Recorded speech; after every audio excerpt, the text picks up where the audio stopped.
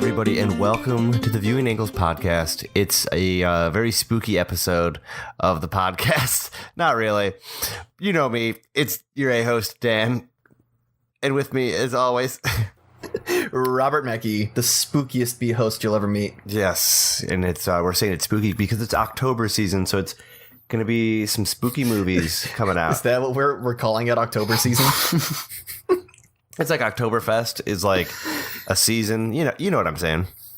Yeah, sure. If any of the months are going to be a season, it's going to be October, right? Yeah. Just like I like to call winter December season too. So right. Makes total sense. Yeah, but winter really kicks it up in like January, February. October is like primo fall, like November primo is fall, like primo getting into primo spookiness. Yeah, exactly. Yeah. November's a transitionary month. Right. It's like it's getting a little bit colder. Put on your light jackets. Yeah. Unless you live in Texas, then who gives a fuck? Yeah, about anything ever. Not me. Not this guy. Mm-mm. Yeah. All right. So do we want to get right into some of the news that's been going on? Let's do the box office. I love doing it. I love just like plowing through it. Yeah, you fucking nerd. Read me those numbers. Yeah. All right. This is a pretty boring one, actually. It's the three movies are Night School, Smallfoot, House with a Clock in its Walls. Night School at 27 million, Smallfoot at 23 million, House with a Clock in its Walls, 12 million. This is all whatever, like a pretty low weekend at the box office. Yeah, and man, I'm very glad that we decided not to see a movie in theaters this weekend for the review because there was nothing that I wanted to see this weekend. Yeah, no, Night School looked like bad. Yeah. Smallfoot, I only know from like the Regal, like it's like a Regal production almost. Like it's real weird. Oh, yeah. Like they've got some sponsorship. Yeah, you see a lot of those. Like that's kind of one of the things I noticed when I stopped going to Regal is man, the marketing is so much lighter at the Alamo Drafthouse. Like, oh yeah, I'm shilling for the Drafthouse right now, but it's just so nice to be able to go in there and like watch like the Birth Movies Death pre-show instead of like that Maria Menounos pre-show that they always show at the Regal with like a random ass TNT shows and like shit that I just don't care right, about. Yeah, no, and then they have the best part about the Regal one is that they have these like like Columbia School flunkies, and they're like, look at our short film, those. And it's like that's not. It is That's short. not a film, dude. Yeah, it's like I can't believe they gave you the money to shoot this on a fucking red camera just to get up close and watch a girl drink a Coke out of like the perfect cup. Yeah, or like robots going to the movies. Like what? Oh yeah, I remember that one. They're all dumb, and all of the filmmakers who make those, I hope have real dreams, and I hope they act on them. No, they're going to film school because they want to get into an ad agency. Right. That's why they're actually going. Like they don't actually want to make movies. Right. No, they're going into film school because they want to do drugs, Robert. They want to do a lot of them. Yeah, they just want to be able to afford their Coke habit. Yeah, exactly. That's like I listened to the A24 podcast like a while back with like Sofia Coppola and Paul Schrader. And Paul Schrader was just very casually. Paul Schrader is the writer-director of First Reformed. He also wrote Taxi Driver. But he would talk about, it's like, oh yeah, I would just, and he has the oldest voice. He's just sounds like the oldest man ever. He's like he's barely getting it out. It's awful. It sounds like he's constantly yelling at kids to get off his lawn. Yeah. And he was talking about like, yeah, I would just, write and I would do a lot of Coke and then I would write and then I would just do way more Coke. And then eventually I stopped writing and I just started doing Coke. And it's like, oh, wow. So it was bad for a while. Like, yeah, I only wrote scripts so I could separate the lines of Coke in between the lines of dialogue. Got to do something with that printer paper. Yeah.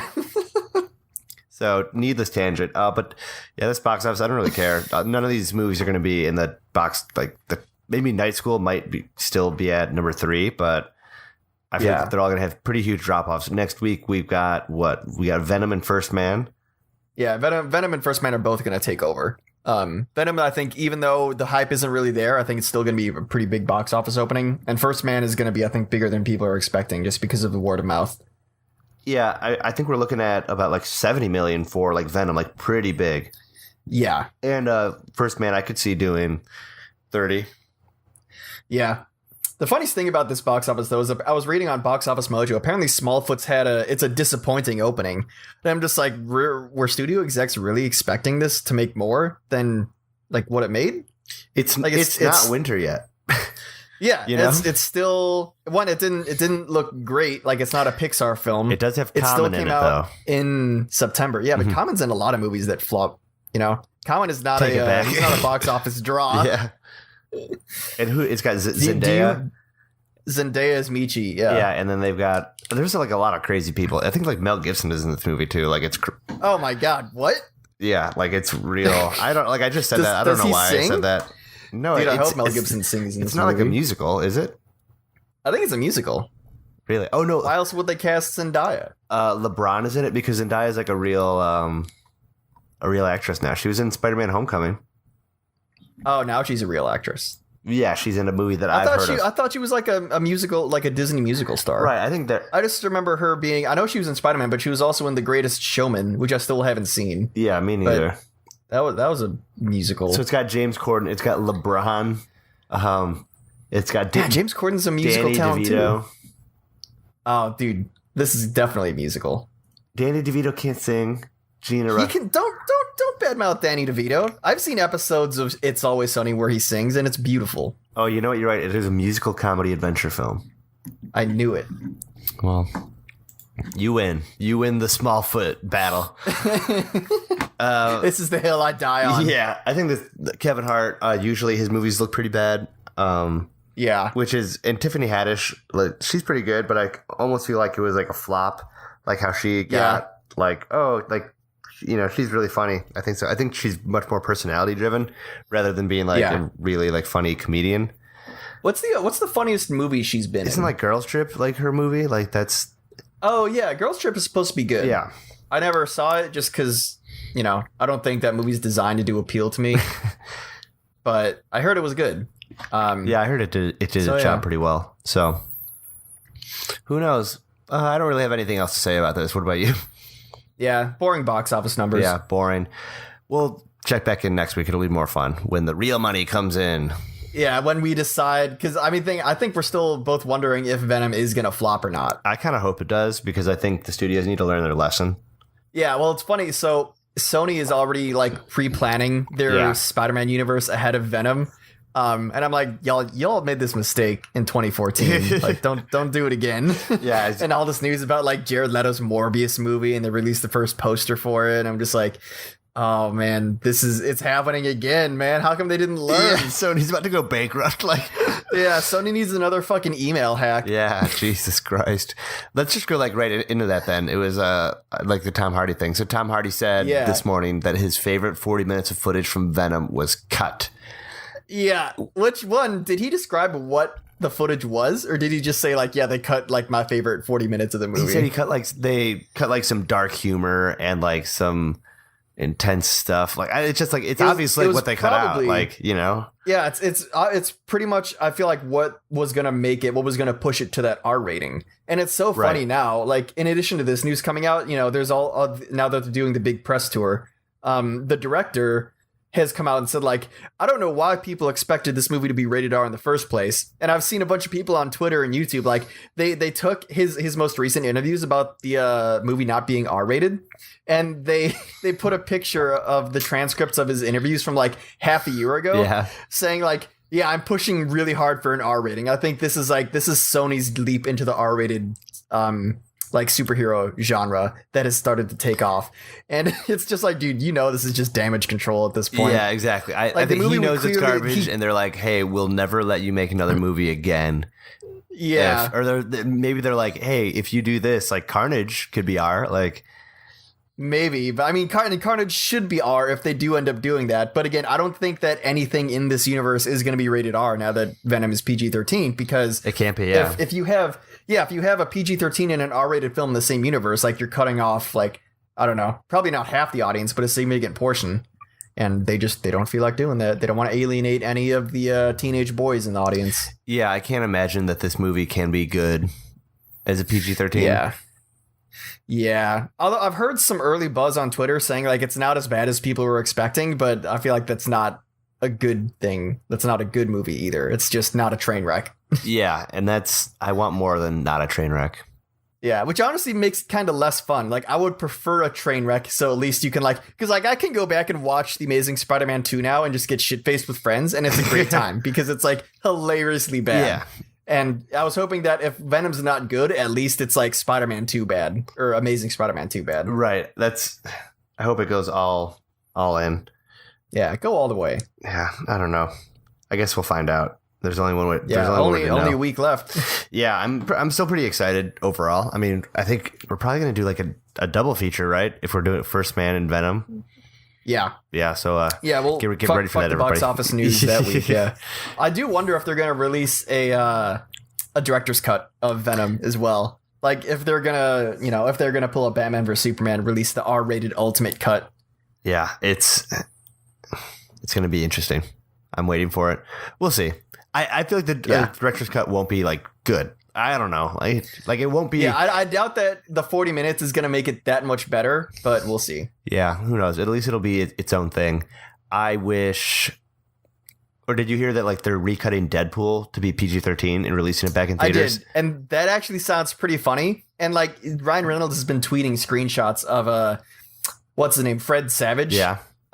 He's like the only context we've had so far is Deadpool like reading a Christmas book to Fred Savage in bed, and I'm just like, that sounds like a hilarious premise for a PG-13 version of Deadpool. Oh my god! And like they're doing what I kind of hoped they would do if they ever brought Deadpool into the X-Men universe, and just like have him be Deadpool, but when he gets censored, he's aware of himself being censored. Yeah, he's like, and he's wait, just like, am I what in the a fuck is PG-13 happening? movie? Yeah. And I'm so curious to see now that the Fox Disney deal is like confirmed and that's going through. I'm so curious to see how Disney handles Deadpool. Me as well. Yeah, but speaking of the Fox Disney deal, let's talk about what is potentially the last canon X-Men film that could be coming out. Oh, good. Next year. That's the best transition we've ever done on the show, Robert. Like by a lot. We'll remember that. I'll archive that. Yeah, exactly. Put a little dash in there in your notes. Oh, I have notes on the movie that we watched. I got a lot of notes. I took notes this time since it was on Netflix. Yeah, so it's so much easier to take notes. Yeah, I just had to bring my phone instead of like a little notepad. notepad. I yelled all my thoughts when I was watching this movie to Cortana. That's awesome. I bet she loves that. Now, everyone be aware that Cortana is his mom. Yeah. Okay. So Cortana's my mom, and I'm Spartan 117. Yeah. Dark Phoenix, it's the third X-Men movie in this new Bryan Singer like reboot thing. Do you count First Class? Does First Class count? Oh yeah, so it's the fourth one. Yeah. Yeah. That wasn't Bryan Singer though. That was somebody else. Matthew Vaughn. Yeah. And like I still think I feel like I'm in the minority, but I actually like First Class more than Days of Future Past. Oh really? I really like Days of Future Past. I really like First Class, and I just think I like Matthew Vaughn's direction of that film. Yeah. Whereas like Days of Future Past is like, it's good, but it's another Wolverine story, and I'm just like, man, we've seen this so many fucking times. Yeah. It was like the send off. Yeah, we can go on and on. It was supposed to be the send off, and then Logan happened. It was like, oh, okay, they're both good send off movies. Yeah. Yeah. So Dark Phoenix. For people who don't know, the Dark Phoenix, you Robert, you're much more familiar with the comic book plot lines than I am. Why don't you explain what the Dark Phoenix storyline is? The Dark Phoenix storyline is Jean Grey is a telepath, and she's been a pretty common staple of I think she's been in not every X-Men film, but she's been in the majority of the X-Men films that have come out. Yeah. And the Dark Phoenix storyline is about her being a conduit of this cosmic force in the Marvel universe called the Phoenix Force. And what the Phoenix Force is supposed to be like this universal life force. And it's a multiversal entity, which means that there's only one Phoenix Force, but it can reach out into all the different multiverses of the Marvel universe. And whoever is the conduit for the Phoenix Force in that universe is essentially unstoppable. Like they just have ungodly power. You get into some like cosmic bullshit when you start dealing with the Phoenix Force in the comics, because you need to have like the Marvel gods, like the Living Tribunal and like the One Above All, come in and use their powers to stop the Phoenix Force. And this movie it's based on a 1970s comic line called Dark Phoenix, which is about Jean Grey dying. and then coming back because of the Phoenix Force, but she's just filled with rage because she died. So it's just about this girl with like unstoppable power wrecking everything. And that's like X-Men 3. That's like the... Yeah, that was a shitty adaptation of the Phoenix Force. Yeah. But yes, it was the Phoenix But they Force did a in really that good movie. job of tying in, because X-Men 2 is an amazing movie, I think. And they did a really good job of like, hey, this tying that in, and like that's like the cliffhanger really, is that everyone knows like, oh, she died, she's coming back. Like, yeah, she's coming back as the Phoenix. Yeah. And then everyone was disappointed when it comes out and they're like, oh, we're just going to kill Scott in the first 5 minutes. yeah, off-screen death. Yeah. Yeah. Interesting. So we'll see. This looks. I think I have more faith. This is not going to be a Bryan Singer movie, right? I think it is. I think this is. I'm pretty sure this is Bryan Singer. Yeah. Which Let me double check on we'll that. reiterate again. He is a alleged pedophile who makes okay movies. Like X-Men: Days of Future Past. that one's better than okay. I was talking about.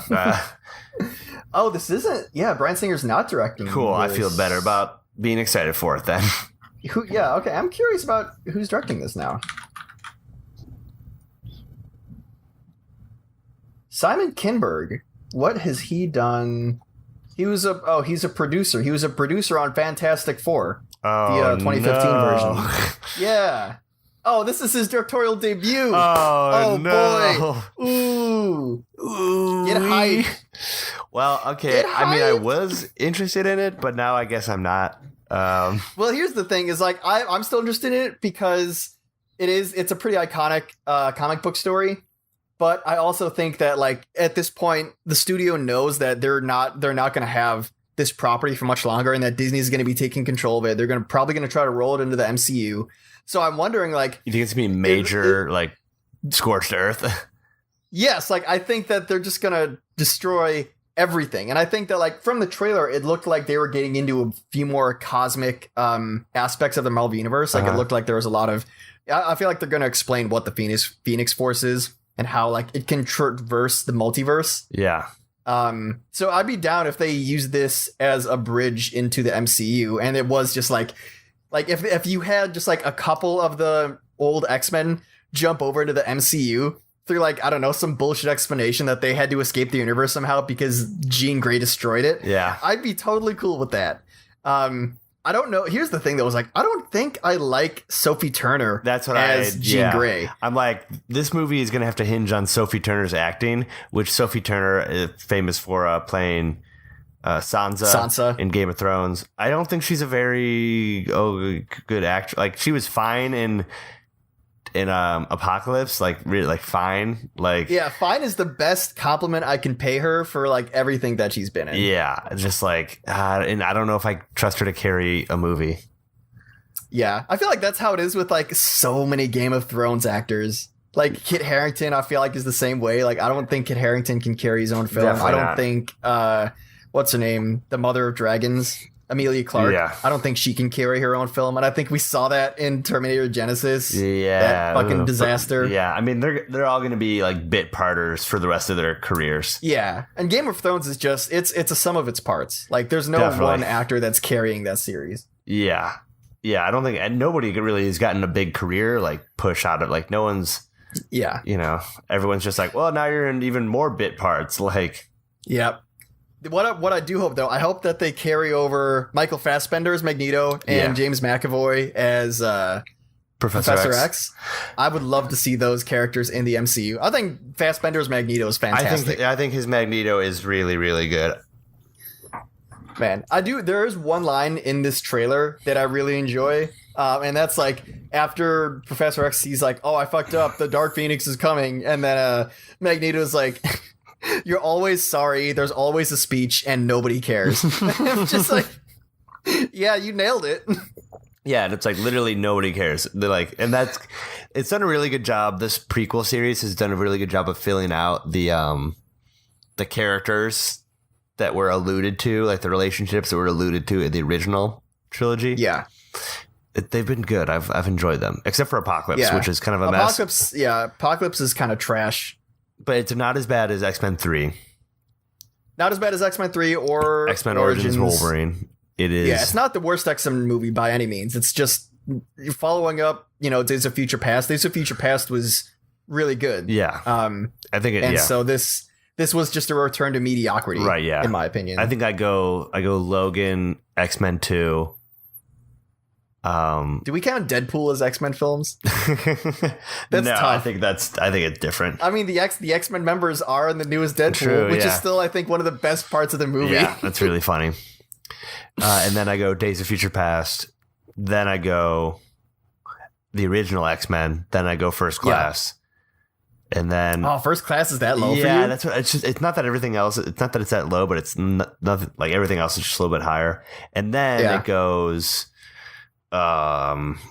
Apocalypse, and then it goes the Wolverine, and then it goes Apocalypse, and then it goes X-Men Origins Wolverine. Yeah. Okay. I'm going to save my ranking for when Dark Phoenix comes out. Okay. Yeah, we can just refer back to this episode for mine. Exactly. Let's keep it going. Speaking of superheroes, that's all I got. Captain Marvel, that the Brie Larson lady superhero movie is coming out, and this looks like something. It does look like a movie. I appreciate the 90s aesthetic. I like that it opens with her falling into a blockbuster. Right, that's pretty funny. funny. I think that's pretty funny.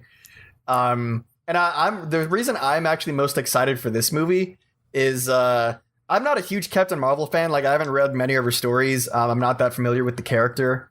I know the premise, and I know that like she's like the leader of the Nova Corps. Mm-hmm. But I'm excited because we get to see young Sam Jackson and young Phil Coulson. Man, I cannot wait. I'm just so happy to see Phil Coulson back on the silver screen. Like, I feel like I'm one of the biggest Agents of S.H.I.E.L.D. Yeah, I'm like, you're the only one I know who watches Agents of S.H.I.E.L.D., and apparently it's good. But it's so good. It's so good. And, like, thankfully, we got, we're getting a 6th season, which I thought we were going to end with, like, 1 or 2 seasons because, there's not that much talk about it online. But apparently it has a decent viewership long enough to keep going. I bet it's big on the streaming services. 6 seasons. Yeah, I mean, that's how I watched it on Hulu. But yeah, I'm excited to see those characters back into the mix.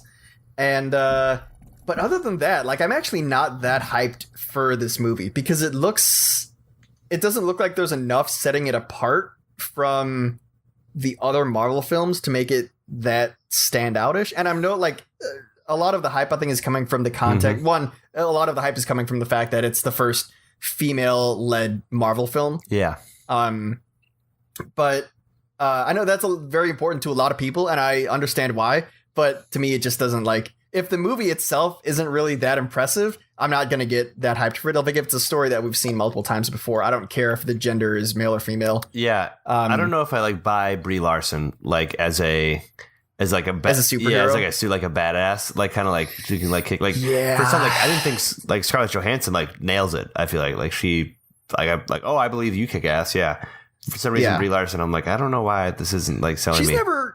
She's never really had a role like this before either.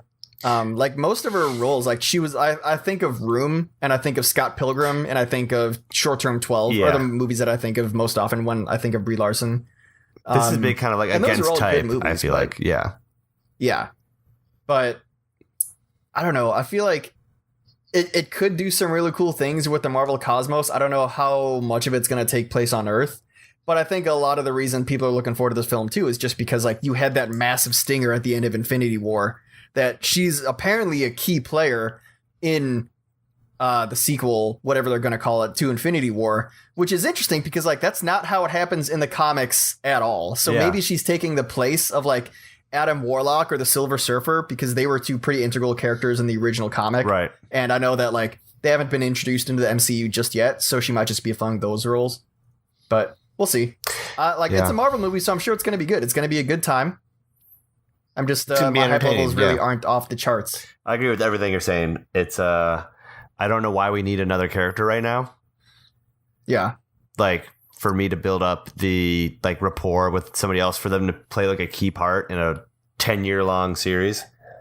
Yeah. I mean, even Doctor Strange, I felt weird. Hey, who are you again? Yeah, I don't know. Doctor Strange, I thought was I think I rate Doctor Strange higher than most people in the Marvel Cinematic Universe canon. No, I'm just saying as a character, how big of a role he plays in Infinity War. It's kind of all right. But I mean, I think we're going to see more of like, you know, I think the sequel to Infinity War is going to be the real send off to the OG characters because spoiler alert for Infinity War, if you haven't seen it yet, they are the original Avengers are the only characters left at the end of Infinity War. And Rocky Raccoon. And Rocket Raccoon. Yeah. Mm-hmm. But I guess you could call like he came out in 2014. So yeah, that was after the first Avengers. And one of T'Challa's generals, the Lady General. Oyeke. Yes. Okoye. Okoye, yeah. But they never got their own films. And I think that like that's the big thing is, you know, the Incredible Hulk, Captain America, Thor, and Iron Man are the 4 Avengers, the main Avengers that are still left. Yeah. So I think we're going to get teary-eyed. If you're fans of those characters and of the past 10 years of Marvel that all started with a man in a cave, you're going to get pretty sad when this next movie comes out because I'm pretty sure most of them are going to die. Yeah, they're going to get brutally murdered. Way for the new blood. Yeah, I hope it's going to be like bad. Like, I mean, I thought Iron Man was going to get brutally murdered by Thanos in this one. Like when he got fucking stabbed with his own blade, I was like, oh shit, they're doing it. Yeah, and he's like, I hope they remember you. And he's like, oh boy. Yeah, but then it got even worse. It's like, no, Iron Man's surviving. It's all the young blood that's dying. Yeah. Oh man, doggy God, dog. Infinity War. Woof. Yeah, so interested, but not like super hyped for it. Yeah. Yeah. Yep. We got now we got the Elton John trailer, the Rocket Man.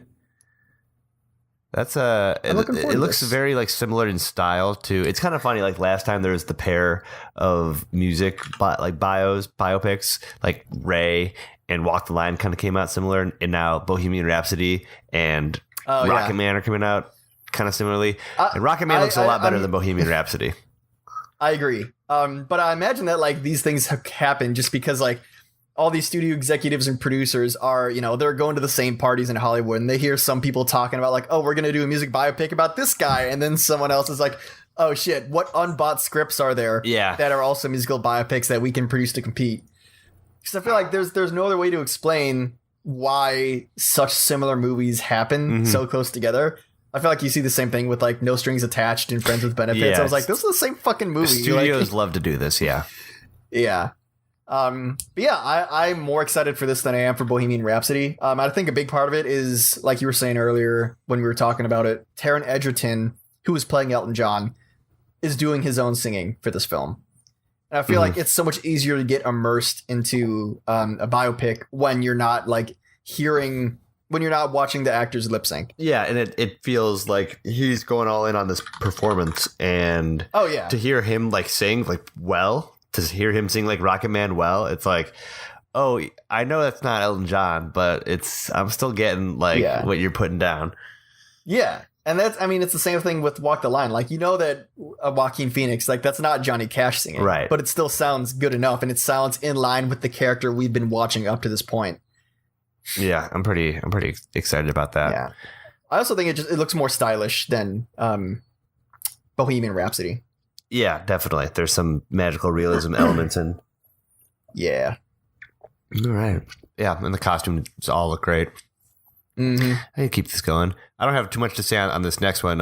Steven Spielberg's remaking West Side Story with not an Italian guy playing Tony. Like, yeah, I'm sure he can do an Italian accent though. Yeah, so it's funny that he could sing.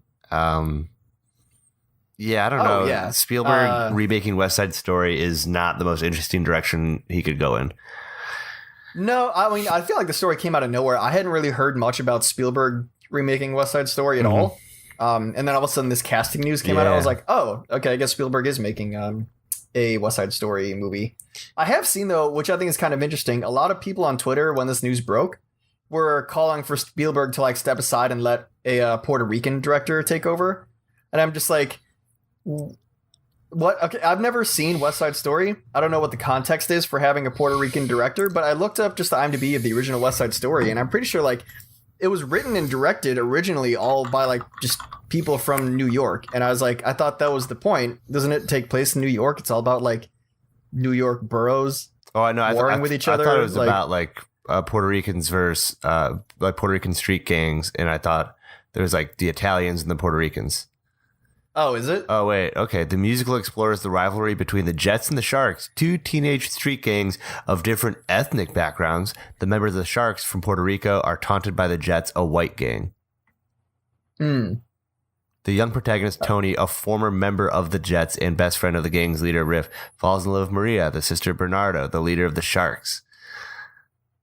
So, you know. I thought they were all just yelling at him because they wanted Lin-Manuel Miranda to direct. Yeah, I mean, which would be kind of cool. I don't think he's ever directed a film before. Yeah, but that would I'd be down to see what that looked like. interesting. And the music was originally written by Leonard Bernstein, so there is Jewish involvement, and it's based on Romeo and Juliet. Yeah, Shakespeare was British, whatever. Yeah, I don't know. I mean, I'm sure people will say things. And I'm sure there are Puerto Rican directors that would be very good. But also Spielberg will be very good.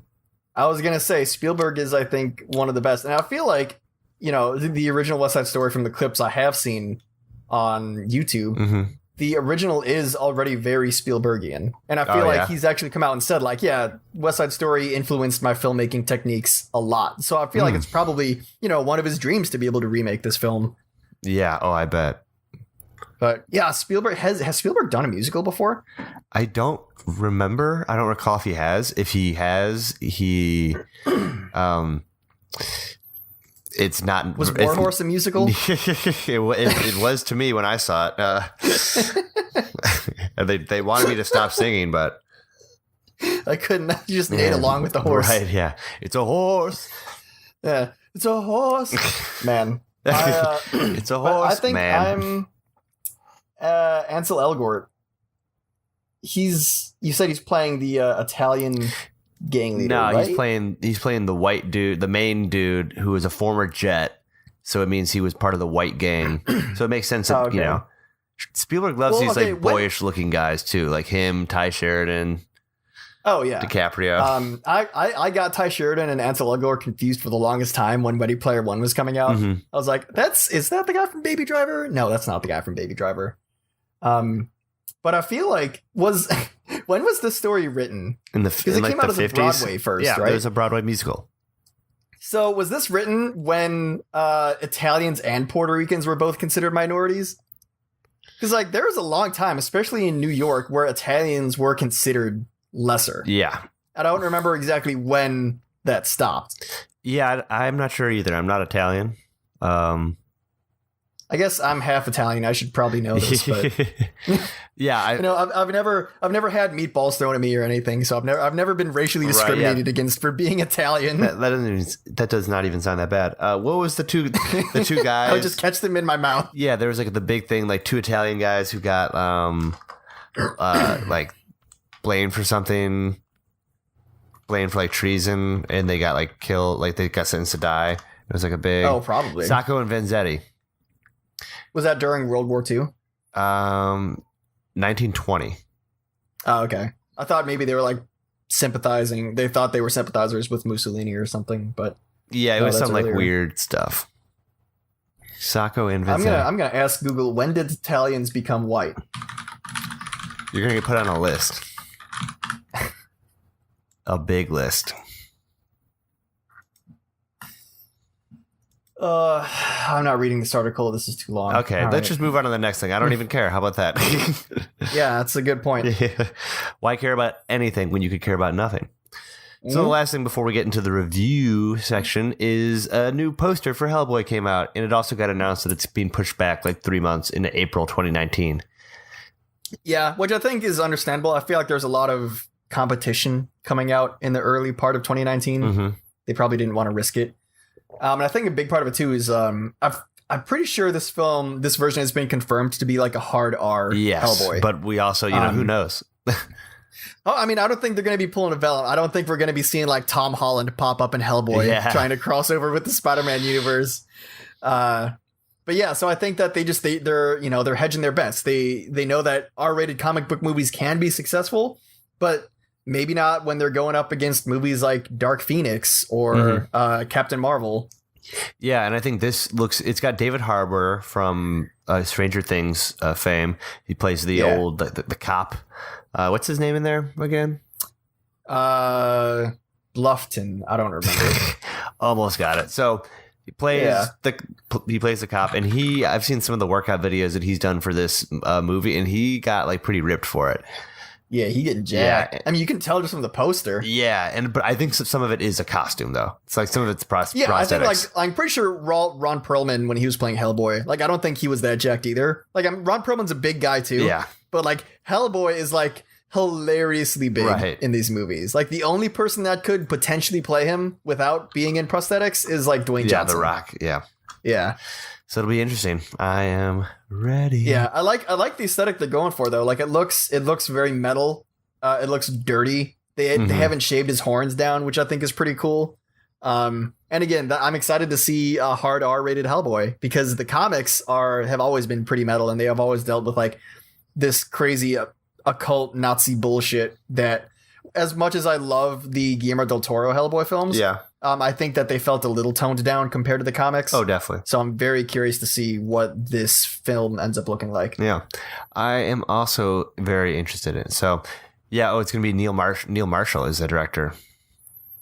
Yeah, and he's done The Descent, and he did Game of Thrones. He did the Blackwater and The Watchers on the Wall. So he directed both those. Ooh. Yeah, so he's done all the good films, the good episodes. I'm ready. I'm excited. Yeah.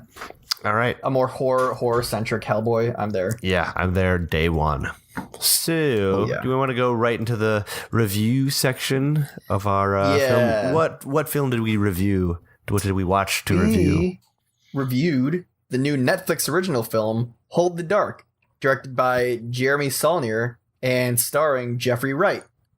And Jeffrey Wright being from Westworld fame, playing Bernard, and Jeremy Saulnier directing such movies as Blue Ruin and The Green Room, if you caught either of those. Yeah, and you should, if you haven't seen either of those yet, you should definitely watch those films instead of watching this film. Yeah. They are both significantly better and easier to understand. And way more coherent. Way more coherent, way less boring. And you feel satisfied. You feel like you breathe a breath of relief at the end of both of those films. Whereas at the end of this film, I inhaled deeply so I could scream what for as long as possible. Yeah, this movie is pretty all over the place. It's a movie that wants to say a lot about a lot of different things, and it wants to be subtle about all of those things, but it's way too subtle for the big moves that it makes. Yeah, like the huge set pieces. It's so subtle that it's fucking boring. Yeah, it's kind of like what is going on? Like I've never before seen a movie like more obviously make me feel like I had no idea what was going on. You say like, why are these people doing it? I think that was like part of it, that's the intent because you want the audience to empathize with the main character who's also trying to figure out the mystery at the same time. Also, I think we should go over the premise of this film real quick because what even is the premise of this movie? Yeah, it's the premise that they give you is not the premise of this movie, but whatever. The premise that Netflix gives you is that Jeffrey Wright plays this author who is evidently obsessed with wolves and knows a lot about wolves. And killed one time. And killed one once and wrote about it. And it already stops making sense here. Yeah. But so this woman in Alaska writes this author because she liked his book and her kid was taken by wolves. And it's like the third kid in the village. Yeah. And like within 5 minutes of him getting the letter, he's just on a plane flying to the middle of nowhere, Alaska to hunt the wolves for this woman. Yeah. But then it's also revealed that the woman's husband is in Iraq right now fighting the war on terror. Yeah. And he's played by Alexander Skarsgård. Yeah. As you might know from the abusive husband in Big Little Lies. Yes. He's also... What else is Alexander Skarsgård big for? Wasn't he in a Twilight movie? I'd buy that. He looks like he'd be in a Twilight movie. He looks like he looks like the type of dude that would like impose on Robert Pattinson. Yeah, just like he's also very pale. He's very pale, very attractive, but he's like way taller than Robert Pattinson. Yeah, and this is guy. He's got that Nordic height. Yeah. Oh, True Blood. Oh yeah, that's what he's big. Mm-hmm. Okay, so maybe not Twilight. I guess it was HBO's Twilight. Yeah. So, But yeah, it's Yeah, so one of the things in this film is that, you know, her husband's gone and he's going to be coming back at some random point in time. And yeah, so this movie you initially think is going to be about just this dude hunting wolves, and really I thought it was going to be like The Grey from 2011. I don't know if you ever saw that. I have not, but that's what I've been thinking about during this this movie. Yeah, and that movie is actually like super underrated in my opinion. I think a lot of people wrote it off because it was during the height of Liam Neeson's like action movie career, like right after Taken, and it also came out in January, so everybody thought it was trash. And the trailer made it seem like he was gonna be like fist fighting wolves. But yeah, that movie is actually like a super intense, super dark film just about holding on to your last hopes at survival in the middle of the Alaskan wilderness as you're being hunted by a pack of wolves. And I was like, oh, I'm down to see that again in 2018, directed by Jeremy Saulnier. But it was not like that. That's not what this movie is at all. I don't even know. In the end, by the time this movie is over, I didn't know what it was about. Like, I didn't know what it wanted to say. Yeah, it seemed like it's a kind of about this guy connecting with his daughter again, but they really dig that. They really bury that in there. Yeah, there's one line of dialogue about that, and this like I don't.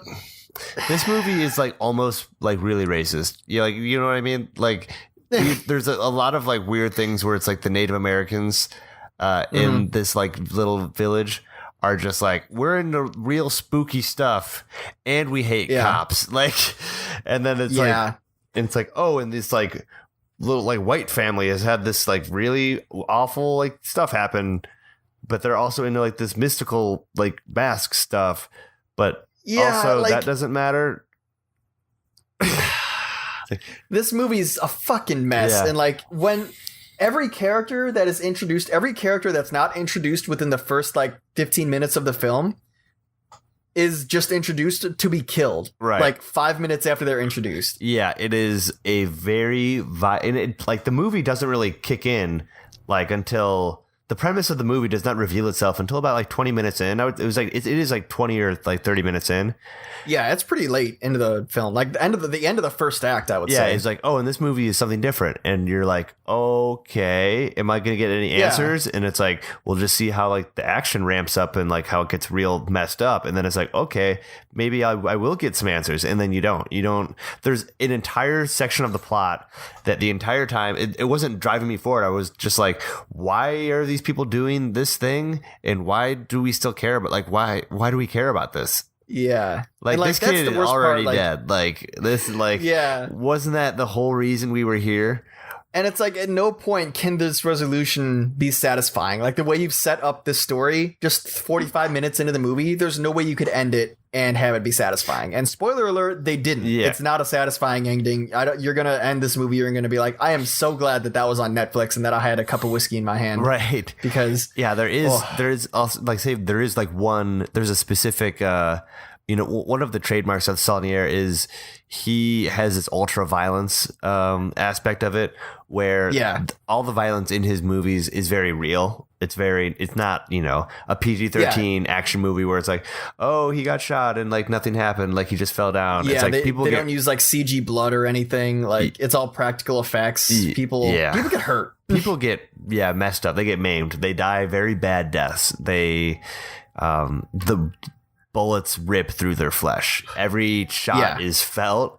And in all the other movies, it felt very much in service to the overall plot. In this, it felt kind of exploitive, kind of gratuitous in the way that it just presented us with an awful situation for no real reason. They don't really talk about the motivations. Like, if the opposite of gratuitous is motivated by character, we don't know what motivated any character in this whole movie.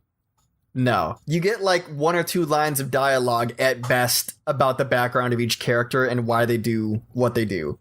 And that's the thing is about like the action. I think the action scene that you're talking about, while I think it was well done in a vacuum in service of the rest of the film, it doesn't make any sense.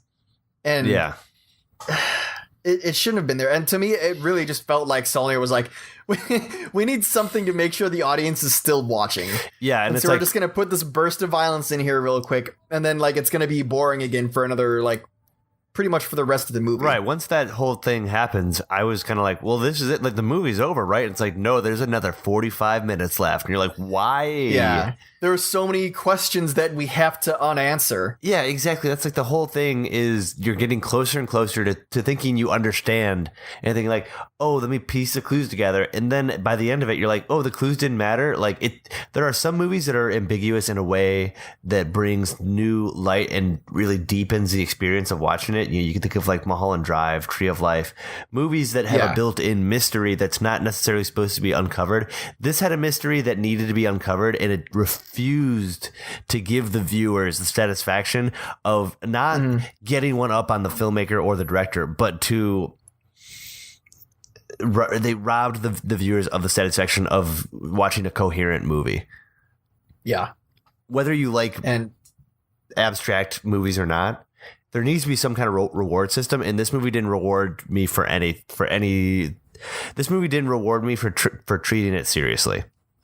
Yeah, there was no catharsis. Well, there was no like visceral catharsis or intellectual catharsis at the end of the movie, because you're just like you're just left with more questions. And I think something like if a movie is going to be confusing, it at least has to have momentum to carry you along while you're still being confused, so that you're still interested in the plot, regardless of whether you have all the answers or not. And I think a movie that does that well is, like you were saying, David Lynch films do that really well. And then something a little more recent to me, something like Mandy. Yeah. Like that movie, it doesn't always make sense, and there are still quite a few unanswered questions from even after the movie ends. But the momentum is so strong in that film that you're just like, I don't care that I don't know what is going on with these weird ass demon things that take drugs and trade lives with cultists. Yeah. Like, but I don't care, because I can finish the movie, not know what's going on there, and still be satisfied with Nicolas Cage's character arc. Right. You have these moments in Mandy where it's kind of like, you're like, oh wait, are we going? Should I grab my things? And he's like, you don't need any of that right now. Like, it's that feeling like it's like you're getting facts and you don't need to know any context in this. We just gotta go. Yeah, we gotta go. And this movie is kind of like you feel like you're missing out on something. You feel like your experience of the movie is being hampered by. Yeah, it's like if you. This movie's like, imagine if your dad broke into your room in the middle of the night and was like, hey, we gotta go. Leave all your shit. You don't have to bring anything. And then you just walk into your backyard and sit under a tree for like 3 hours. Yeah, and it's like, Dad, why did we do this? And he's like, what do you mean? Don't you understand? Yeah. Yeah, this movie, it's... I hate to talk about it like this, because I really do like Jeremy Saulnier as a director. I think that his previous two films are fantastic. I think Blue Ruin and Green Room are awesome. Yes. And this movie is just not. And like it's that it's Netflix not even close, curse, man. Yeah, Netflix is hot garbage. Like, I think they should stop making movies. I think they should focus only on shitty documentary series about one thing nobody cares about. Yeah, just Netflix should just buy Ken Burns. Yeah, just like, oh, we've got a documentary about the exciting world of jelly beans, and it's like, I don't care. Like, yeah, I would way rather have just watched a documentary by Ken Burns about like wolves in Alaska than watching this film. Yeah, exactly. And we were talking about it before, that there's another movie on Netflix that's got a similar tone but much better executed all throughout, and that's Wind River. And the themes are actually presented well in that film. It's tense, it has momentum, and it's sad, and yeah, it's sad. There's emotional connection, but when it ends. You feel a lot of emotions when it ends, because it was that emotionally intense, and you get attached to these characters. And you understand, they all have proper motivation. There's no weird bullshit mystery with like vague Indian rituals. Yeah. Like everything is clearly explained, and like the one of the main conflicts in that film is, the government abandoning Indian tribes in these like shitty, these hostile environments. Yeah. Whereas like that was clearly it wanted to be a theme in Hold the Dark, and again, there's one conversation about it, but that it doesn't do it justice. Like it doesn't explain anything. It doesn't illuminate the theme in any interesting ways. Mm-hmm. It's just like this was just a setup for a burst of violence that ultimately led nowhere. Yes. So I mean, we could talk about this forever, but I feel like I'm almost like I'm done talking. Like we don't need to talk about this movie anymore. Yeah, my final thoughts on it are, as a like film, there are some saving graces. The effects, there's some intense sequences that are pretty well made that keep you tense. But in the cinematography is good, but it's entirely incoherent and it's borderline unwatchable, I would say. Yeah, this is. I think I gave it like 2.5 stars or something, but I think it's lower than that. I think now that I'm thinking about it, I was debating between 2 and 2.5, but then, like you said, I think as a film, I do think it has some technical merit, and I think again the direction is good, and I still think Jeremy Saulnier is a talented director because I think that this is not his best film, not even. I mean, it's not a good film, I would argue, but I do think it's his most atmospheric film. Yeah. I thought that the cinematography was really well done. I thought the performances were decent. I want to see Jeffrey Wright lead more films because I think Jeffrey Wright is a talented actor that is underutilized at the moment. Mm-hmm. But yeah, as a film, this movie is just bullshit. Like you're not gonna feel happy or satisfied in any way after watching this movie. Yeah, and as a flick, it's not even fun either. Like as a flick, it's not fun. It's not a fun movie. Yeah, it's not like at least Green. I think his other two films you could consider good flicks too. Like Green Room, if you can handle the violence, it's an intense. I think thriller, it is a good flick. Yeah, and also it's just fun to watch Patrick Stewart go full fucking redneck Nazi because it just came out of nowhere. Yeah. All right. Well. But yeah. What a shame. I was supremely disappointed in this film because I love Jeremy Saulnier, but hey, maybe his next film won't be on Netflix. Yeah, we can only hope. Gosh. All right. Didn't really have a super solid idea for a feature. I feel like we can just wrap this bad boy up. Let's do it. Yeah. Considering that our previous episode was like an hour 20 minutes long. Yeah, exactly. We'll give everybody some time back. What are we seeing next week, Rob? Next week we're gonna see Venom. And we're also going to see First Man. So get hyped for that double feature. Yeah, it'll be fun. Like really prestige versus like hot garbage. Like, yeah. I'm curious to see. Like, I mean, I hope that we can actually talk positively about both these films, but that's not the feeling I'm getting. Yeah, I'm going to try and see First Man in IMAX, I think. Oh yeah, I need to do that too. Yeah. All right, so I'm pretty excited for that. Other than that, I'll tell you how to reach us. You can reach us on Twitter, specifically me, at The Dan Leo Show. You can reach me on Letterboxd at DLeo. That's pretty much it. You know the website, viewinganglespodcast.com. You know the Instagram and Twitter are at Viewing Angles. And what about you, Rob? How do people get in touch with you? You can follow me on Twitter at Robert Jr. JR. You can use that name to find me on Instagram and Letterboxd as well. Oh, heck yes. Alrighty, well, we will see you all next week and get ready for the best movie going time of the year. I'm excited. Yeah, it's going to be the best movies we're going to see that week. Oh, heck yeah. Alrighty, all right, well.